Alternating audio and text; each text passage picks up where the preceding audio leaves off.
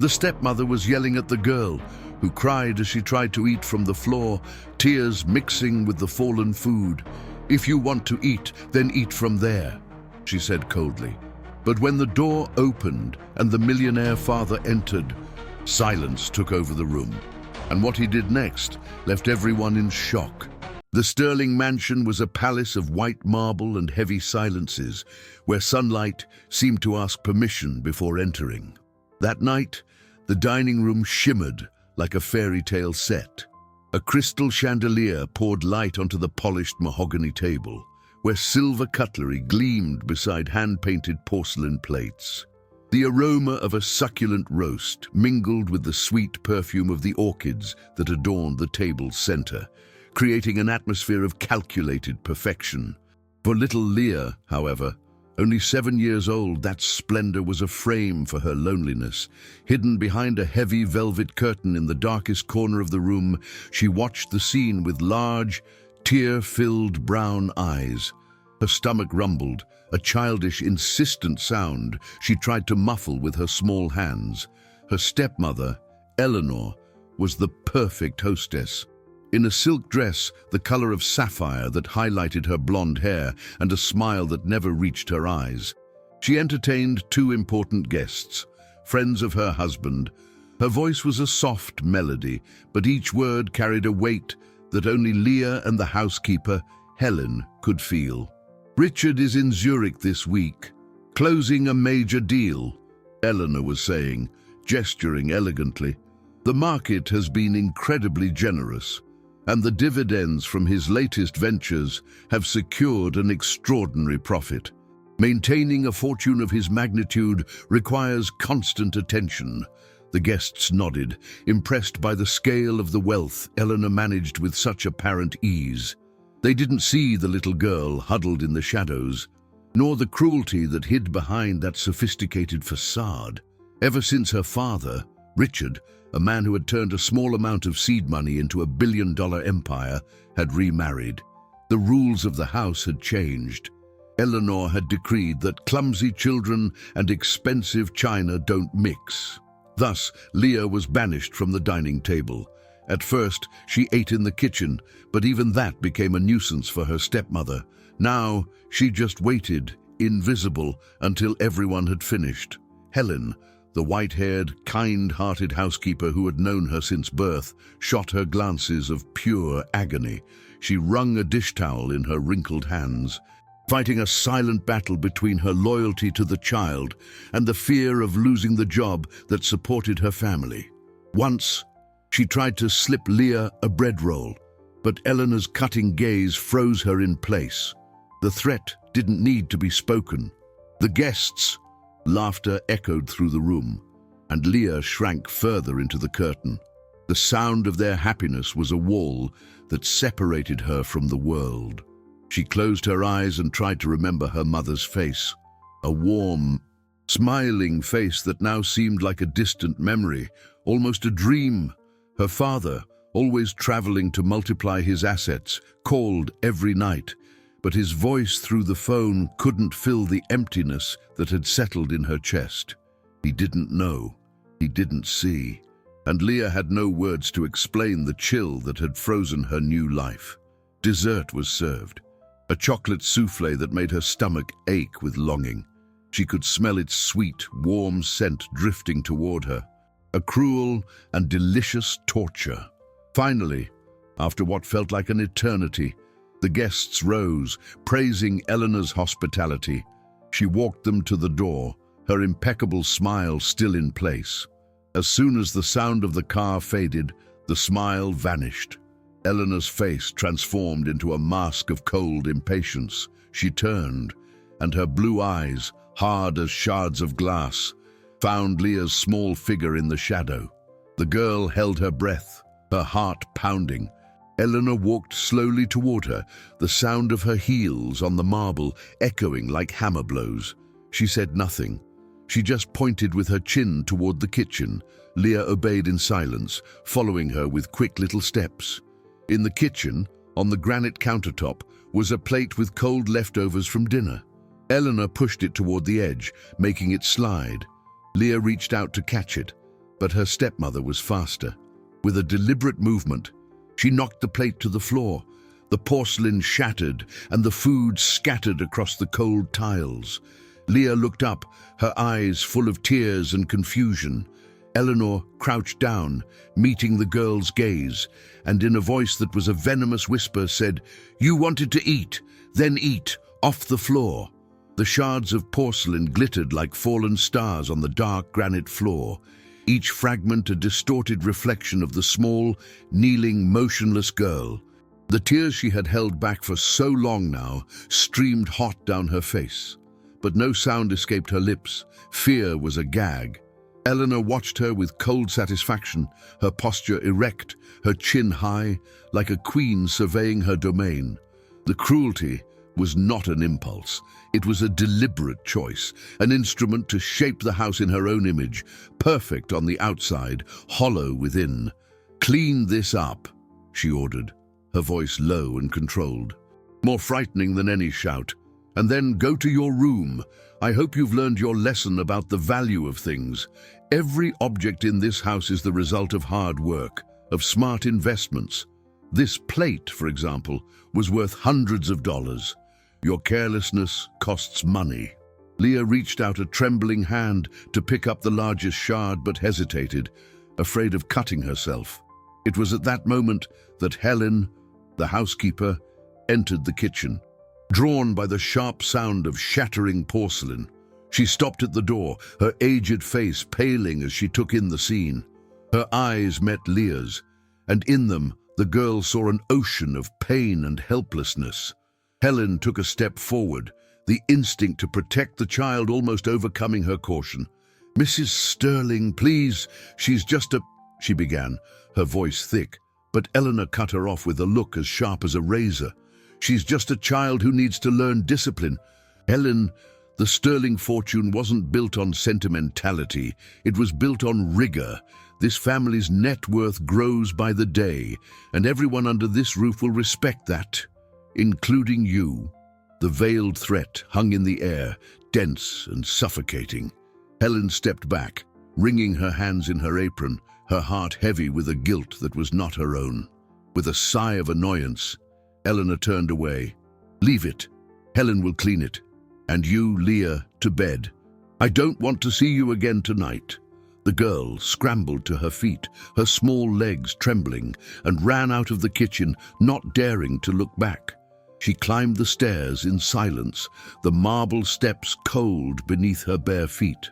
In her room, she lay on the soft bed and curled up under the down comforter, her body shaking from hunger and humiliation. Outside, the city glittered, full of life, but inside the mansion, the air was thin and frigid. She hugged her teddy bear, the only confidant for her sorrows, and cried silently, her tears soaking the toy's soft fur. The hunger was a sharp, physical pain, but the ache in her heart was far greater. It was the pain of being invisible to the person who should have cared for her, the pain of a void that all the money in the world could not fill. Hours later, when the house was steeped in darkness and silence, Leah heard the soft creak of her door. She tensed, her heart racing, thinking it was Eleanor, but the figure that slipped into the room was smaller, more stooped. It was Helen. The housekeeper tiptoed to the bed, her face lit only by the moonlight filtering through the window. She didn't say a word. She simply reached out and placed something small and warm on the nightstand. It was a piece of bread, still warm from the oven, wrapped in a linen napkin. A simple gesture, almost insignificant in the face of the house's overwhelming coldness, but to Leah it was everything. It was a secret, a silent pact of care and resistance. Helen stroked her hair for a moment and left as quietly as she had entered. Leah sat up and took the bread. The smell made her cry again, but this time they were tears of gratitude. She took a bite, the simple, comforting taste filling her with a strength she didn't know she possessed. Just then, as she chewed slowly, she heard footsteps approaching in the hall. The steps stopped right outside her door. The handle slowly began to turn. Leah's heart leaped into her throat, a frightened bird beating against her ribs. With a quick, instinctive motion, she hid the rest of the bread under her pillow, the food's warmth a stark contrast to the cold fear that prickled her skin. The brass doorknob finished its silent turn, and the door swung open, revealing Eleanor's silhouette against the dim light of the hallway. She stood motionless for a moment, wearing a silk nightgown that seemed woven from moonlight itself.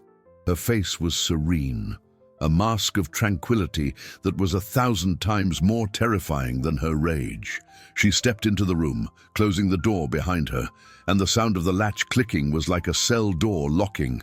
Leah held her breath, waiting for the shout, the accusation.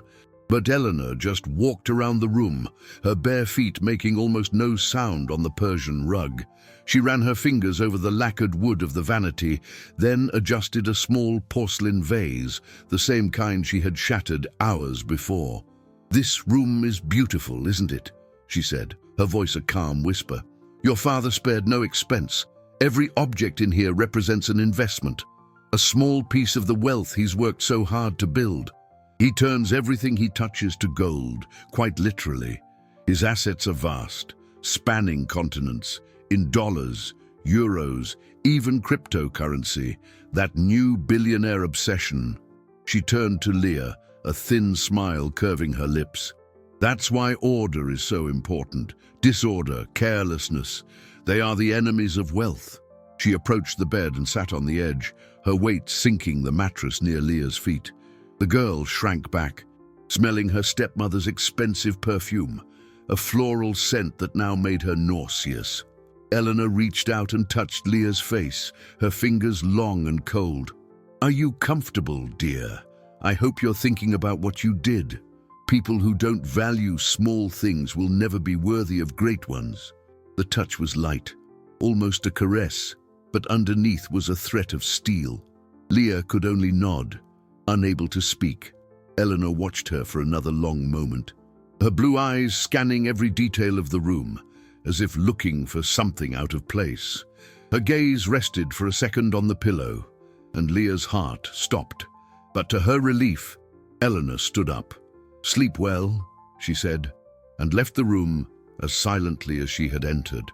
Leah waited until the sound of her footsteps had completely faded before she let out the breath she hadn't realized she was holding. She pulled the bread out from under her pillow. It was slightly flattened, but no food had ever seemed so precious. The next day, the tension in the mansion was palpable. Helen avoided Eleanor's gaze, moving through the house like a frightened shadow. During breakfast, which Leah was again not permitted to share, Eleanor announced in a casual tone, "I'm having 2 friends over for afternoon tea. I want the house spotless." "Helen and Leah," she said, turning to the girl who stood near the kitchen door, "and you will wear your Sunday dress and you will sit in the living room. You will only speak when spoken to." "Understood," Leah murmured, an almost inaudible "yes." Hours later, the guests arrived, 2 women as elegant and superficial as Eleanor. They settled onto the velvet sofas, laughing and chattering about art auctions and the volatility of the stock market. Leah sat on a small armchair in the corner, a living doll in the room's decor. Eleanor was the center of attention, a gracious and witty hostess.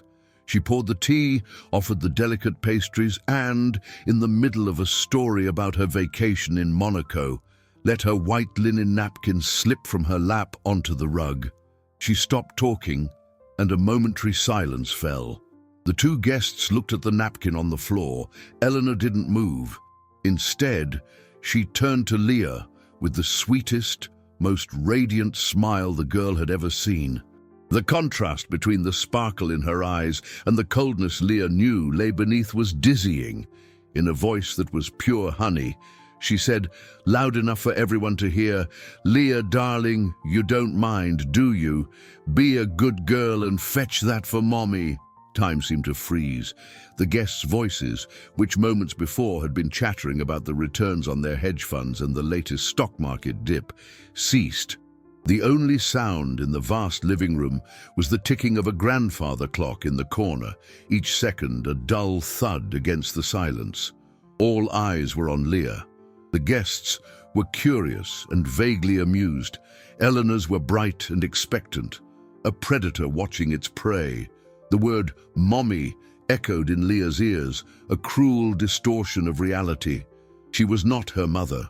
Her mother would have lifted her onto her lap, not lowered her to the floor. Leah's face burned. A wave of shame so intense it made her dizzy. She wanted to disappear, to dissolve into the fabric of the little armchair, but Eleanor's gaze held her fast, a pin through a butterfly's wing. "How sweet!" exclaimed one of the women, the one wearing a pearl necklace so large it looked heavy. "Such an obedient little girl. You don't see that much anymore." The other agreed with a nod, her red lipstick smile fixed. "You're so lucky, Eleanor. At that age, my daughter's only concern was getting her dresses dirty." Their laughter was light, but to Leah it sounded like thunder. They didn't understand. This wasn't a test of obedience, it was a demonstration of power. With legs that felt heavy, as if moving through water, Leah slid off the armchair. Each step on the plush rug seemed to take an eternity. She kept her head down, her hair falling over her face, a curtain hiding her from the world. When she reached the sofa, she knelt. The fabric of her Sunday dress brushed against her knees, and she felt the soft texture of the linen napkin under her fingers. As she rose, the white napkin in her hand, she dared to look at Eleanor. Her stepmother's smile was radiant, but her eyes were chips of ice. "Thank you, darling," Eleanor said, taking the napkin, and then, leaning in just slightly, she whispered, so that only Leah could hear, though her smile never faltered, "Yet you have a natural talent for serving." The sentence, delivered with the sweetness of a secret, felt like a slap. Leah retreated, returned to her armchair, and sat, folding herself into the smallest possible human being. Hidden in the doorway to the pantry, Helen watched everything, her heart a knot of fury and sorrow, her hands, accustomed to scrubbing and polishing, clenched into fists. She saw the humiliation in the girl's slumped shoulders, the cruelty disguised as etiquette, and tasted the bitter gall of her own powerlessness. The tea party continued. The women returned to their talk of business, of how the crypto market was volatile but promised astronomical gains for those brave enough to invest. They spoke of inheritances, of protecting capital from inflation, of trips to tax havens. Their world was made of numbers, assets, and status, a cold, impenetrable universe where a child's pain had no market value. When they finally left, leaving behind the scent of perfume and falsehood, Eleanor stretched like a satisfied cat. "Clear the dishes, Helen? And Leah, upstairs? You've played your part for today." Alone in the living room, Helen began collecting the fine china cups. The anger still burned in her chest. Later, in the kitchen, as she was about to prepare something for Leah to eat, she saw Eleanor standing by the industrial-sized refrigerator. The stepmother opened the door, took out the plate of delicious salmon and vegetables left over from lunch, and without a moment's hesitation, scraped it all into the trash can. Helen stopped, stunned. "Mom," she started. Eleanor turned, wiping her hands. "She doesn't eat this. Give her yesterday's bread and a glass of water. It's enough to teach her some humility." The housekeeper looked at the trash, at the perfectly good food thrown away, and then at the slice of dry bread Eleanor was pointing to. In that moment, something inside Helen broke, and in the place of resignation, a dangerous spark of defiance began to glow. The spark of defiance in Helen's chest burned, hardening into a cold, determined flame.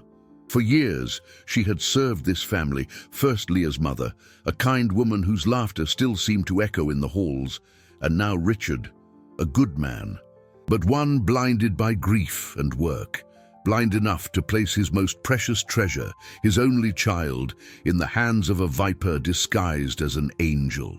The love Helen felt for Leah was a silent oath made to the memory of her former employer, and oaths, for a woman of her character, were worth more than any salary.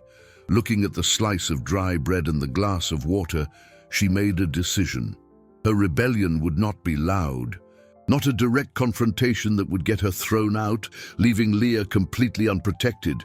It would be silent, secret, and above all, nourishing. She went upstairs with the pathetic tray, her heart heavy, but her mind clear. She gave Leah the bread and water, and when the girl looked at her with those sad, resigned eyes, Helen placed a finger to her own lips and winked. A code, a promise. Leah didn't fully understand, but she felt a shift in the housekeeper's energy, a strength that hadn't been there before.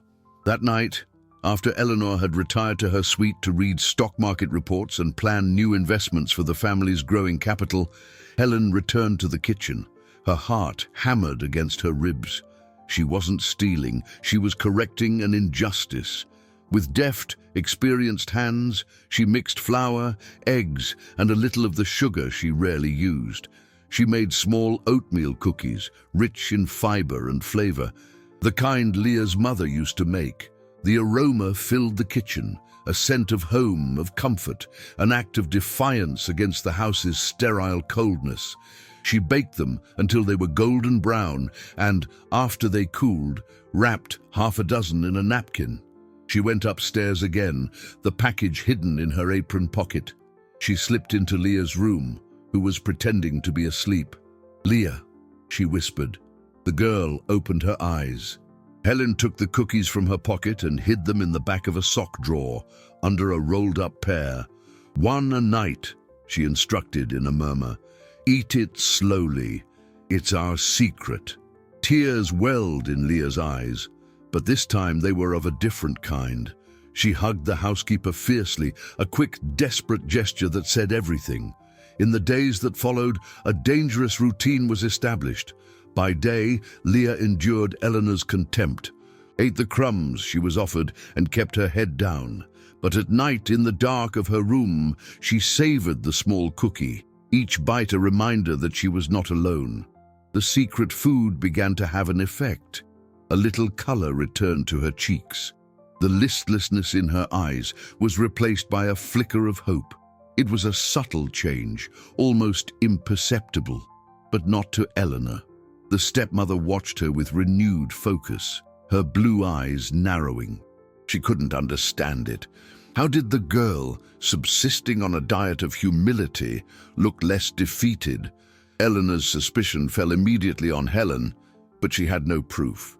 She started making surprise inspections of the kitchen, checking the pantry, monitoring the cash flow for household purchases as if managing one of her multi-million-dollar accounts. But Helen was careful, erasing every trace of her nocturnal baking. The tension between the two women grew. A cold war waged in the silent corridors of the mansion. On the morning of the 6th day, the main hall telephone rang, its shrill sound shattering the tense quiet of breakfast.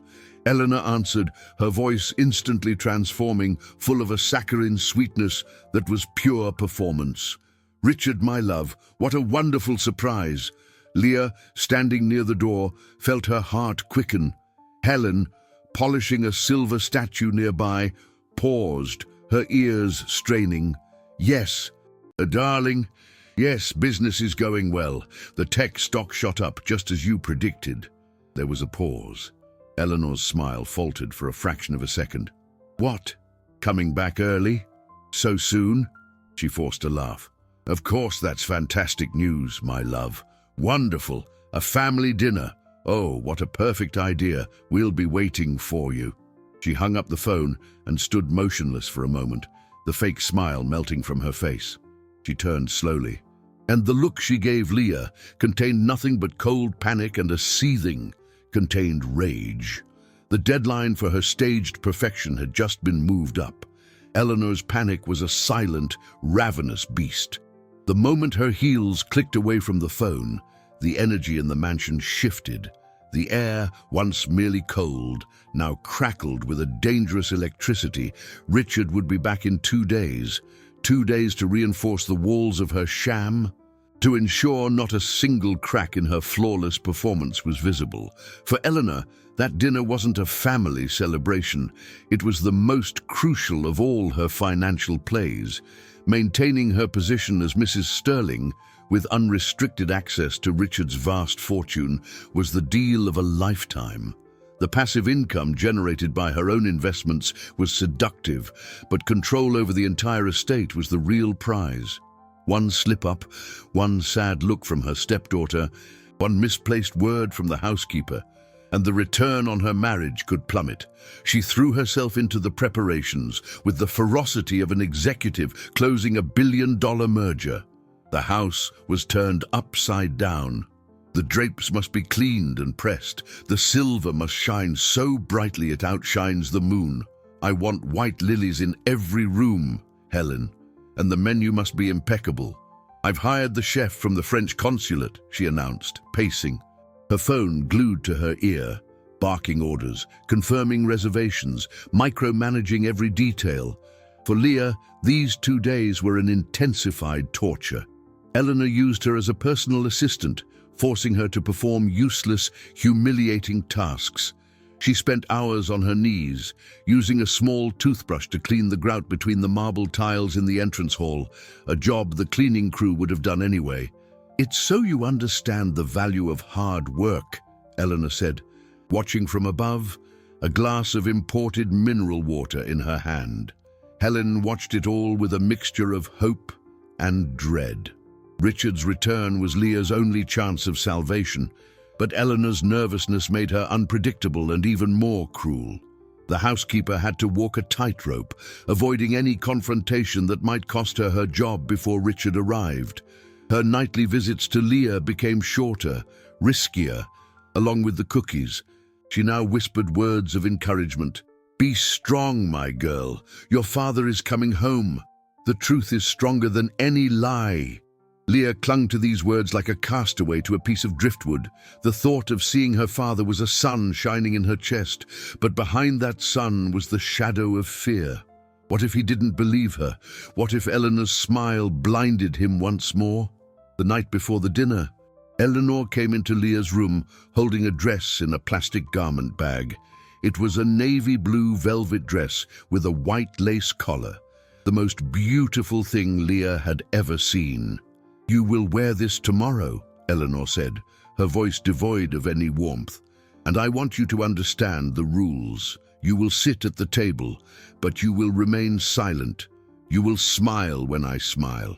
You will not ask for anything. You will be the picture of a perfect, happy daughter. Your behavior is a reflection of my care. Do you understand?" Leah nodded, her heart sinking. The dress wasn't a gift. It was a uniform. A costume for the play her stepmother was directing. Eleanor laid the dress on the bed and approached the girl, crouching to look her in the eye. Her blue eyes were like 2 frozen lakes.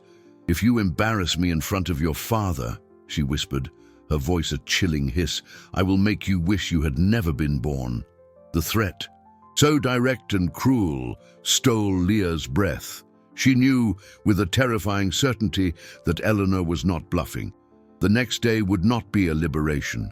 It would be her final test. The night of the dinner arrived like the climax of a play, carefully rehearsed by Eleanor. The dining room was breathtaking, a spectacle of wealth and taste.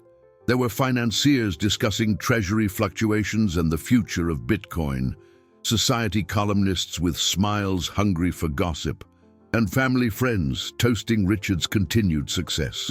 Eleanor floated among them, a goddess of silk and diamonds, the personification of success and happiness. Every smile, every gesture was calculated to reinforce the image of a multimillionaire's perfect wife, a woman who not only enjoyed the fortune, but understood it. And in a corner of the room, near a window that reflected the scene like a ghostly mirror, stood Leah. The blue velvet dress was soft against her skin, but it felt like a cage. In her hands, she held an empty plate, the symbol of her position in this house. She was a piece of the decor, living proof of the happy family that Eleanor was selling so skillfully. She watched the waiters serve the first course, a velvety cream of asparagus soup. The smell made her stomach contract painfully. The hunger, mixed with the anxiety of her father's arrival and the terror of Eleanor's threat, was a nauseating combination. She spotted an empty chair at the end of the table, a discreet spot almost out of everyone's view. A desperate impulse, born of hunger and a childish desire to belong, made her take a step forward. It was a small, hesitant movement, but to Eleanor, who seemed to have eyes in the back of her head, it was a shout of rebellion. With a feline grace, the stepmother excused herself from her guest and glided across the room, intercepting Leah before she could take a second step. She leaned in, her smile still plastered on her face, her expensive perfume enveloping the girl like a poisonous fog. "Where do you think you're going?" she whispered, her voice a thread of ice behind the sweet facade. "My place. I just wanted to—" Leah stammered, pointing to the chair. Eleanor's smile widened, but her eyes became dark, dangerous slits. "Ah, you want to eat," she said, her tone falsely sympathetic. "I see. You're hungry." She glanced around, making sure no one was paying attention to their silent drama. The guests were too busy discussing assets and liabilities, how to turn a great fortune into a billion-dollar legacy. Then she leaned in closer until her lips almost touched Leah's ear and delivered the sentence, "You want to eat? Then do it properly." The words hit Leah with the force of a physical blow. She backed away, shaking her head in silent denial, tears instantly springing to her eyes. But Eleanor's gaze was unyielding, a promise of even greater cruelty if she disobeyed. With a move that seemed deliberately clumsy, Eleanor bumped into a passing waiter, causing a buttered roll to fall from the silver basket and land on the Persian rug. "Oh, how clumsy of me!" she exclaimed aloud, with a light laugh. "Leah, darling, help us out." The girl felt the world spin. All eyes turned to her. She saw the humiliation laid bare before her, an abyss she would have to cross. Trembling from head to toe, she knelt. The soft velvet of her dress brushed the floor. Tears streamed down her face, small, salty drops falling onto the bread. She reached out, picked up the soiled food, and under Eleanor's triumphant gaze and the confused attention of the guests, brought it to her mouth. At that exact moment, a heavy, unmistakable sound echoed through the hall, the sound of the great oak front door creaking open, cutting through the air like a blade. A sudden, absolute silence fell over the room. Everyone froze. That door was not supposed to be opening. Through the open door strode Richard Sterling. He looked more tired than usual. His broad shoulders slightly stooped under the weight of an intercontinental flight and negotiations involving millions of dollars in volatile assets. He had closed the deal in Zurich sooner than expected, a positive cash flow that would secure the expansion of his business into Asia. He'd felt a sudden, overwhelming urge to be home, to see his daughter. He'd dismissed his driver and let himself into his own house, expecting the quiet of the evening. Perhaps Eleanor reading on the sofa and Leah already asleep. Instead, he found the dining hall in full festive splendor, the sound of laughter and the clinking of crystal glasses. For an instant, he stood in the doorway, his mind still processing the shift from the silence of his car to the cacophony of the party. Then, his eyes swept the room, past the surprised faces of the guests, past the figure of his wife, whose smile was frozen as if time had stopped, and landed. It landed on the small, blue velvet figure kneeling on the floor. Richard's world, built on logic, numbers, and the predictability of financial markets, collapsed. The exhaustion evaporated, replaced by an icy disbelief that shot up his spine. There was his daughter, Leah, his most precious possession, the only living legacy of his first love, on her knees on the expensive rug. There was food in her small, soiled hands, and tears, silent and devastating, were tracing clean paths down her dusty face. She was not playing a game.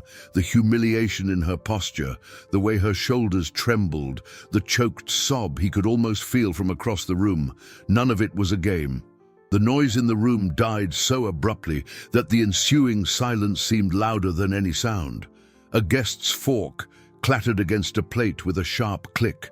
All eyes, once fixed on Leah, now swiveled to the master of the fortune, the master of the house, who stood as still as a granite statue.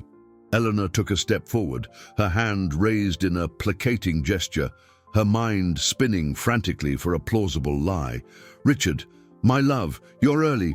We were just—" Her voice failed. How could she explain this? How could she twist this scene of abject cruelty into an innocent misunderstanding? Her mask of perfection shattered, and underneath, for the first time, Richard saw raw, ugly panic. But he wasn't looking at her. His eyes were fixed on Leah, and the disbelief on his face began to morph into something much darker, a volcanic fury slowly rising from the depths of his soul. He started walking, not quickly, but with slow, deliberate steps, each one echoing in the deadly silent hall. The guests instinctively drew back, parting for him as if pushed by an unseen force. He walked past the set table, ignoring the food, the flowers, the shocked faces.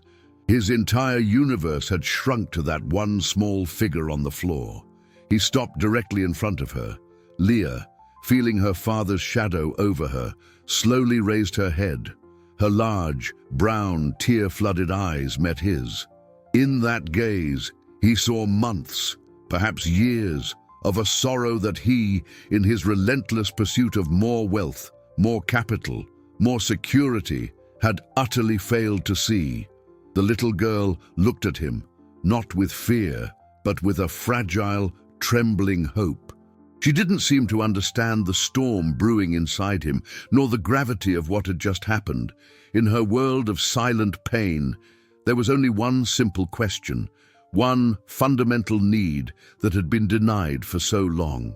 In a choked voice, a whisper that carried across the hall like a scream, she asked, "Daddy, can I eat at the table too?" Leah's question, so simple and so devastating, was the spark that lit the fuse in Richard's heart. Each word was a glass hammer shattering the bell jar of denial he had lived in. In that instant, he saw it all with terrible clarity. The rushed phone calls, Eleanor's excuses about Leah being shy or fussy, his own criminal absence, justified by the endless quest for more money, more fortune, more security. What was the point of being a billionaire? What good was a portfolio that spanned continents if his only child had to beg for a place at the table? The rage that surged through him was not hot and explosive, but cold and heavy as steel. It was the fury of a man who realizes he has failed in his one truly important responsibility. He knelt in front of Leah, ignoring his expensive suit and the Persian rug. With a gentleness that belied the storm in his eyes, he wiped the tears from her face with his thumb. "Yes, my love," he said, his voice hoarse with an emotion he could barely contain. "You will eat at the table. Tonight and always." He then lifted her into his arms. Leah clung to him, her small body trembling, burying her face in his shoulder as if seeking a refuge long denied. Richard stood, holding her tightly. He turned to face the table, the guests who looked like wax figures, and Eleanor, whose face was ashen, her perfect beauty marred by the terror of exposure. "The dinner party is over," he announced, his voice resonating with an authority no one would dare challenge. He walked to the head of the table, his seat of power. With a swift, decisive sweep of his arm, he pushed aside the flower arrangement, the porcelain plate, and the silver cutlery, clearing a space. The clatter of the objects was the only sound in the room. Then he sat his daughter there in the place of honor on the throne of his domestic empire. "Richard, what are you doing?" "Not in front of everyone," Eleanor began, her voice a trembling thread. Desperately trying to save face, to appeal to his sense of status, Richard didn't even turn to her. He took the finest plate on the table, laden with the most succulent filet mignon, and placed it in front of Leah. He picked up the silver fork and knife and, with his large, steady hands, began to cut the meat into small pieces. "No luxury," he said, his voice clear and cutting, each word a verdict. "No deal, no amount of euros or dollars in the bank is worth more than the respect for this child." He finally turned and looked at Eleanor. The contempt in his eyes was so absolute, so devastating, that she flinched as if she had been struck. Her mask of elegance and control dissolved completely, revealing the petty, cruel woman beneath. "You," he said, his voice low but charged with a contained fury, "confused my net worth with my values. My greatest asset has always been right here, and you treated her like a liability."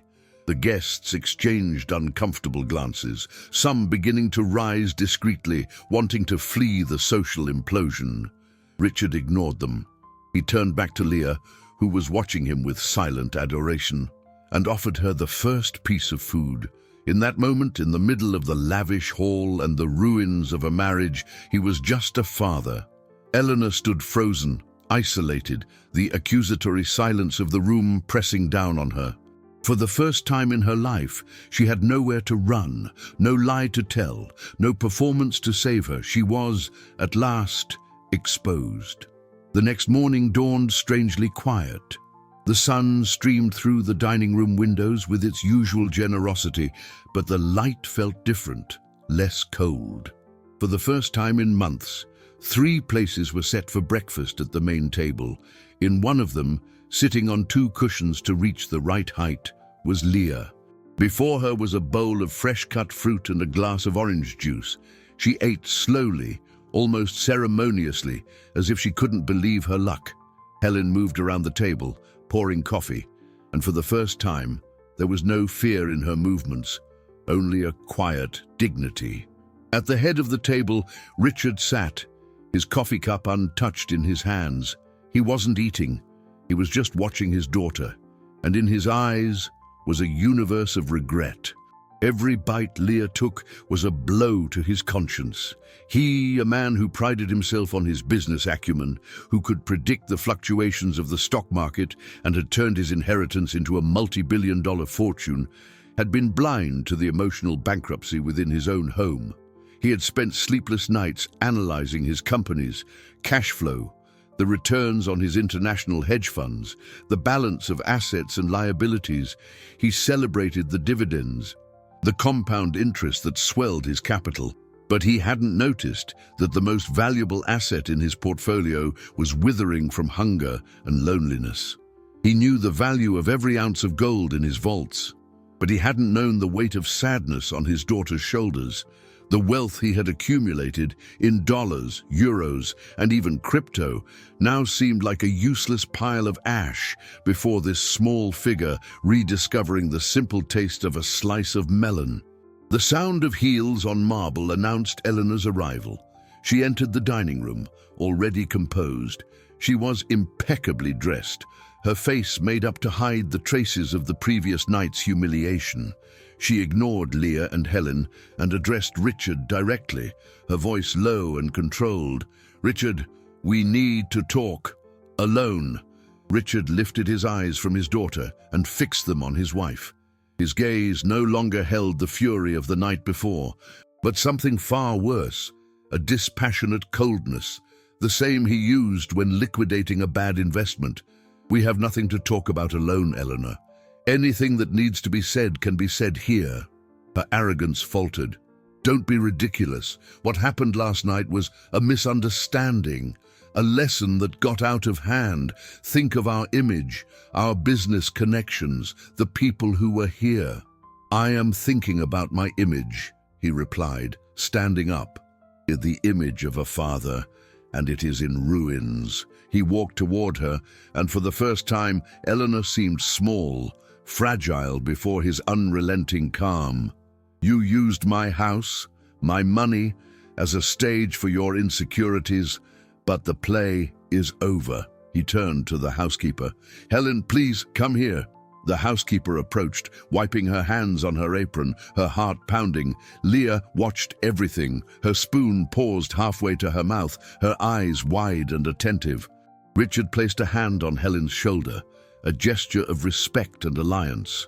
"From this day forward," he said, his voice firm and clear, echoing in the silent room, "the management of this house and the well-being of my daughter are your full responsibility. You are no longer an employee. You are the guardian of this home." Eleanor gasped, her face twisting into a mask of disbelief and rage. "You can't do that," she hissed. Richard ignored her and looked at Helen. "And the first change," he began, his voice as steady as a rock, "starts now." The first change was subtle but profound, like the course correction of an ocean liner. Richard looked at Helen, then at Leah, and a decision that had been forming in his mind since the previous night solidified. "Helen, I want you to arrange a lunch today, for everyone." "Everyone, sir?" Helen asked, confused.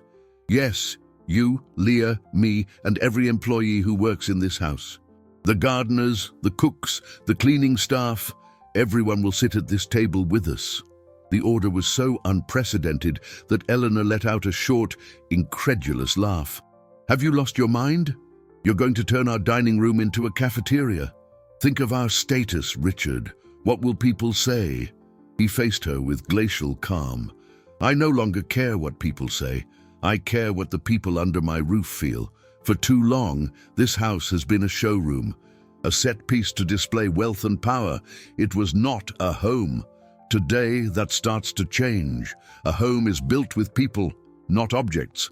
And the first investment I'm making is in their dignity."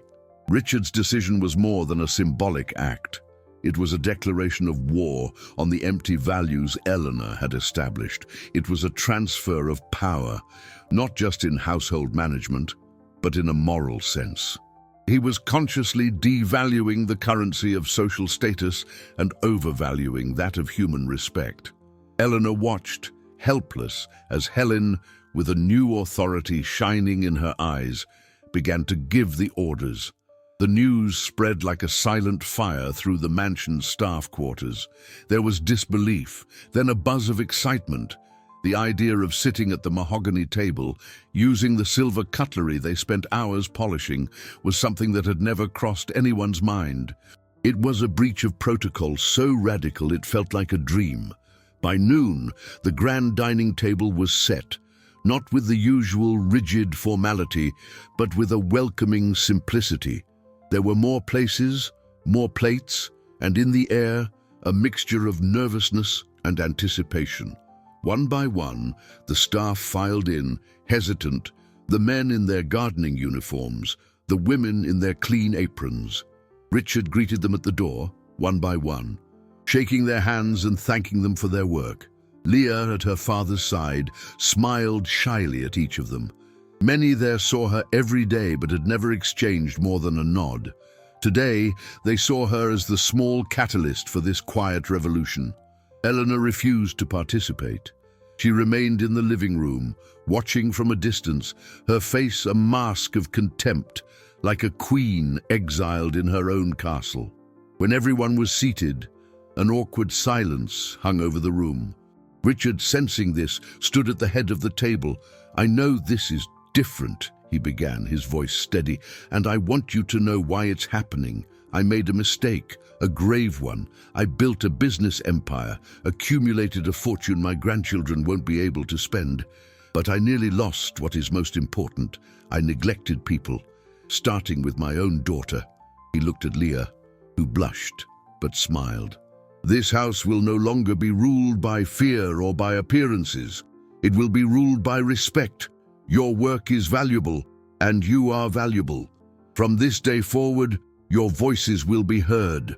He raised his water glass. "To a new beginning." Everyone at the table, still a bit stunned, raised their glasses. In that moment, something magical happened. The old gardener, a man with calloused hands who had worked on the estate for 30 years, started telling a funny story about a tulip-stealing squirrel. One of the cooks laughed, and soon the tension dissipated, replaced by conversation and laughter. The dining room, once a mausoleum of luxury, filled with life. Looking at the scene, Leah's heart filled with a warmth no lonely meal could ever provide. But from across the hall, Eleanor watched with a calculating gaze. If she couldn't win through power, perhaps she could win through manipulation. She stood and walked toward Richard, her face transformed by an expression of feigned remorse and rehearsed tears. The laughter at the dining table quieted to an uncertain murmur as Eleanor approached. She stopped beside Richard, ignoring the dozens of curious glances from the staff, and touched his arm. The gesture was meant to be intimate, a silent plea between husband and wife. But to Richard, it felt like the touch of a spider. "Richard, a moment," she said, her voice low and laden with manufactured emotion. "Please." He looked at her, then glanced at the full table, at Leah, who had stopped eating and was watching with wide eyes. He gave a nearly imperceptible nod and moved away with her toward the large window, creating an island of tension in the ocean of newfound camaraderie. "I know what you're thinking," Eleanor began, and the tears, perfectly timed, welled in her eyes, shimmering like liquid jewels. "I was wrong. I was horrible. There are no excuses for what I did." She paused, hoping the confession would soften him. "But you have to understand, I was jealous. Jealous of her memory, of the way you look at Leah and see her. I just wanted a place in this family, a place I felt would never truly be mine." She tried to take his hand, but he kept it rigid at his side. "I acted out of fear of losing all of this. Our life, the future we built together. Think about our business interests, Richard. Our finances are intertwined. A separation now would be a disaster for our portfolio. A scandal would affect our stock prices, the value of our assets. We are a team, a long-term investment." It was a masterful performance. She blended vulnerability, emotional appeal, and financial logic, attacking him from every angle she knew. The widower, the father, the billionaire. She was treating the collapse of her marriage like a crisis negotiation, trying to salvage her most important assets. For a moment, Richard listened in silence, his face unreadable. He looked past her, toward the table where Leah was now being entertained by the old gardener, who was making a flower bloom from his calloused fingers in a simple magic trick. The girl's laugh, clear and genuine, reached his ears. That laughter was his real profit, the only dividend that mattered. He realized Eleanor wasn't asking for forgiveness. She was trying to protect her cash flow. He turned back to her, and the coldness in his eyes was sharper than any shout.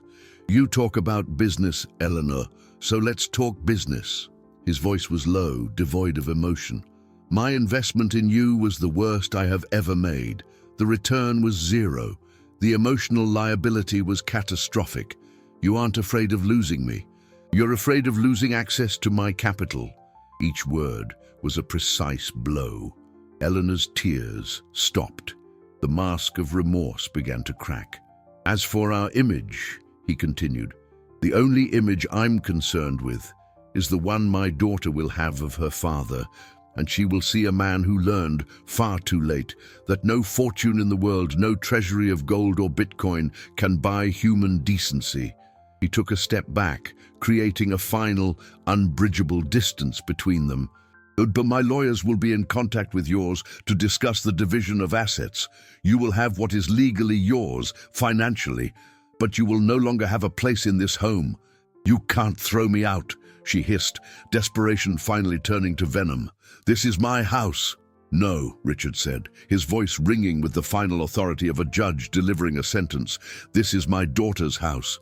He turned his back on her, a final act of dismissal, and started walking back to the table, back to life, back to Leah. Eleanor stood by the window, the sunlight illuminating her face. The mask of sorrow and remorse didn't just crack, it disintegrated, and what emerged from beneath was not pain or loss.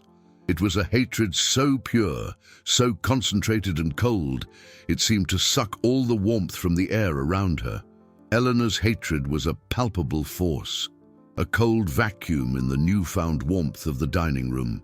As Richard returned to the table, met by a respectful silence and Leah's radiant gaze, Eleanor remained by the window, a statue of contained fury. The humiliation of being unmasked and dismissed in front of the staff was an affront her pride could not bear. Her marriage hadn't been an emotional failure, it had been a business that went bankrupt, a long-term investment liquidated without notice. In her mind, she hadn't lost a husband, she had lost access to a near-limitless fortune, to the world of wealth and power that had become her identity. Rage consumed her, but she was too smart for a direct, useless confrontation. She turned and, with a forced dignity, ascended the marble staircase, each step an echo of her defeat. At the dining table, the tension slowly dissipated like morning fog. The lunch continued, more subdued, but still filled with a new sense of community. Richard sat beside Leah and, for the first time in a long time, truly talked to her. He asked about her drawings, the books she read in secret, her dreams. He discovered an entire universe that existed under his roof, one he had completely ignored in his pursuit of dividends and profits. He realized the true legacy he wanted to leave her wasn't a stock portfolio or a crypto wallet, but the certainty that she was loved and valued. That simple lunch, surrounded by the people who kept the mansion running, was more meaningful than any gala dinner he had ever hosted. Later that day, Richard called Helen into his study. The room, once an impenetrable sanctuary of business and finance, now seemed like just a room with a desk and chairs. "Helen," he said, "I can never thank you enough for what you did. You were my daughter's guardian when I was not. I only did what my heart told me." "Sir, she replied with her usual simplicity. "I know," Richard said, "and that's why I want to formalize your new position. You won't just be the housekeeper. You will be the administrator of everything concerning this house and Leah's well-being. I want you to receive a commensurate salary, and more than that, I want you to know that your voice is the most important one here, after mine and Leah's." He offered her a contract and a check. The amount made Helen gasp. It wasn't just a salary, it was a reward, an acknowledgement, a restoration of the dignity that had been stolen from her. The tears she had held back for so long finally came, but they were tears of relief and gratitude. Meanwhile, upstairs, Eleanor was packing. She wasn't crying. Her mind was working with the cold precision of a computer calculating profit and loss. She gathered jewelry, designer clothes, art objects, anything that could be quickly converted to capital. Each item was a reminder of her failure. As she passed Leah's room, she paused. The door was ajar. She saw the little girl sitting on the floor, drawing on a piece of paper. There was a glow of happiness about Leah that Eleanor had never seen before, a light her cruelty had never managed to extinguish. For a fleeting instant, a feeling that was neither anger nor greed struck her. It was an emptiness, a glimpse of her own inner poverty, so vast, no fortune could ever fill it. It was just a moment. She shook her head, dismissing the feeling as an irritating weakness, and continued down the hall. Hours later, a car came for her. She descended the stairs, her suitcases carried behind her. She looked at no one. Richard and Leah were in the garden. She walked out the front door without a word, without a backward glance, exiting that life like a shadow dissipating at dawn. The door closed behind her, and a peaceful silence finally settled over the mansion. The days following Eleanor's departure were like the slow awakening from a nightmare. The mansion, once a monument to silence and sterile perfection, began to fill with sounds long unheard. The echo of high heels on marble was replaced by the soft patter of Leah's bare feet running down the hall. The formal classical music Eleanor had insisted on was swapped for a pop radio station Helen left on in the kitchen, its cheerful melody seeming to seep through the walls and liven up the entire house. The void left by the stepmother wasn't a vacuum, but a space that was quickly filled with laughter, conversation, and the constant smell of orange cake. The house's vast wealth, the designer furniture and the works of art, was still there, but it seemed to have lost its arrogance. The luxury finally felt comfortable, as if it had been domesticated by human warmth. Richard was the chief architect of this new reality. He did something he hadn't done in years. He stopped. He delegated meetings, postponed trips, and discovered that the business empire he had so painstakingly built could, in fact, survive without his constant attention for a few days. He relearned the language of fatherhood in small gestures. He helped Leah with a jigsaw puzzle on the living room floor, sat beside her as she drew families of colorful lions, and one afternoon even disastrously attempted to bake cookies, filling the kitchen with smoke and both of them with flour and laughter. In that moment, covered in white, his daughter giggling at his ineptitude, he felt a joy purer and more valuable than any profit he had ever seen credited to his accounts. Every moment with her was a new kind of investment, one whose return couldn't be measured in dollars or euros, but in heartbeats. One evening, he walked into his study, the nerve center of his fortune. The computer screen displayed the blinking graphs of the stock market, the constant feed of information about his assets, and the growth of his net worth. Once, that screen had been the center of his universe, the source of his power and his anxiety. Now he looked at it with a new perspective.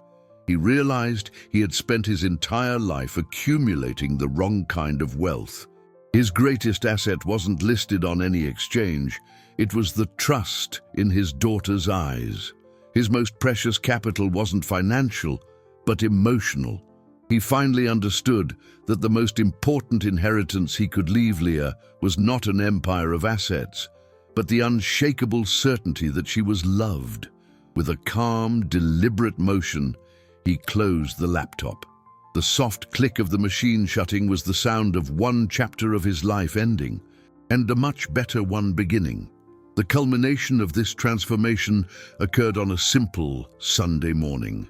Sunlight streamed through the dining room windows, no longer cold and imposing, but warm and welcoming. Richard and Leah sat at the table, the air filled with the scent of toast and the sound of her voice, excitedly telling him about a dream she'd had. Helen served hot chocolate, humming softly, her face lit with a serene peace. The great table, which had been the stage for so much pain and loneliness, was now the beating heart of a home. Richard took a slice of bread and carefully cut off the crusts, a small ritual of care he had retrieved from memory. He handed the bread to his daughter.